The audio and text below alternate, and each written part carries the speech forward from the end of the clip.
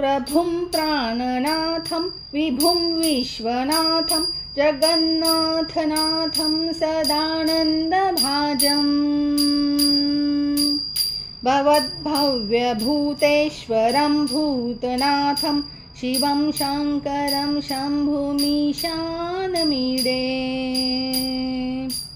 गले रुण्डमालं तनौ सर्पजालं महाकालकालं गणेशाधिपालम्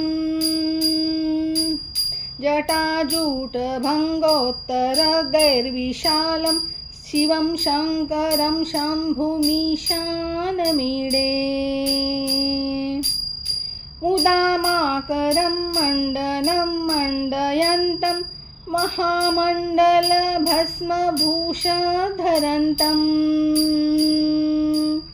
अनादिह्यपारं महामोहहारं शिवं शङ्करं शम्भुमीशानमीडे तटाधोनिवासं महाट्टाटहासं महापापनाशं सदा सुप्रकाशं गिरीशं गणेशं महेशं सुरेशं शिवं शङ्करं शम्भुमीशानमीडे गिरीन्द्रात्मजा संग्रहीतार्थदेहं गिरौ संस्थितं सर्वदासन्नगेहम् परब्रह्म ब्रह्मादिभिर्वन्द्यमानं शिवं शङ्करं शम्भुमीशानमीडे कपालं त्रिशूलं कराभ्यां दधानं पदाम्भोजग्राम्यं कामं ददानम्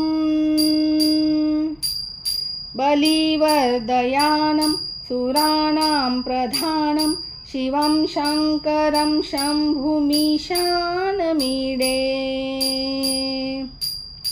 शरच्चन्द्रगात्रं गुणानन्दपात्रं त्रिनेत्रं पवित्रं धनेशस्य मित्रम् अपर्णाकलत्रं चरित्रं विचित्रं शिवं शङ्करं शम्भुमीशानमीडे हरं सर्पहारं चिताभुविहारं भवं वेदसारं सदा निर्विकारम् श्मशान